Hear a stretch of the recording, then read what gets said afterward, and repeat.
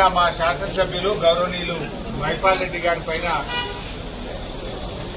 ED దాడులు జరిగిన నేపథ్యంలో వారిని కలవడానికి మాట్లాడడానికి రావడం జరిగింది.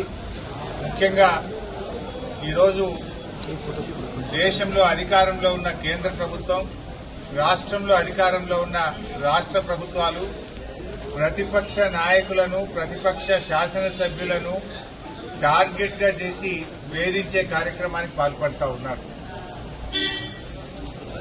ఇప్పుడే మేము మహిపాల్ రెడ్డి గారితో మాట్లాడితే కనీసం ఇంట్లో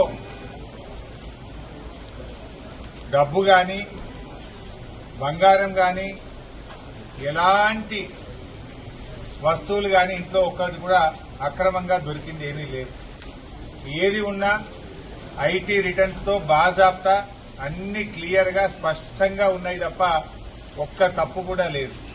అయినా ఎందుకు దాడులు చేస్తున్నట్టు? కేవలం భయభ్రాంతులకు గురి చేయడం, లొంగ తీసుకునే ప్రయత్నం చేయడం.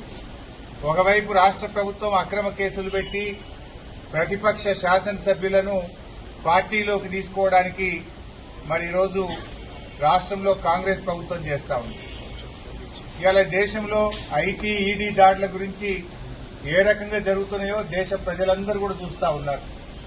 కేవలం ప్రతిపక్ష నాయకుల మీదనే జరుగుతూ ఉంటాయి. ఇవాళ నీట్ ప్రశ్న పత్రం లీక్ అయింది. దేశంలో 24 లక్షల మంది విద్య కోసం పరీక్ష రాస్తే ఆ పరీక్ష ప్రశ్న పత్రం అంగట్లో సరికైపోయింది. బీహార్లో, గుజరాత్లో 2 రోజుల ముందే ప్రశ్న పత్రాన్ని 30 లక్షల రూపాయలకు అమ్ముకున్నారని అన్ని వార్తలు వస్తా ఉన్నాయి. ఆ ప్రశ్న పత్రాలు అమ్ముకున్న వాళ్లను బీహార్ పోలీసులు అరెస్ట్ చేసినారు.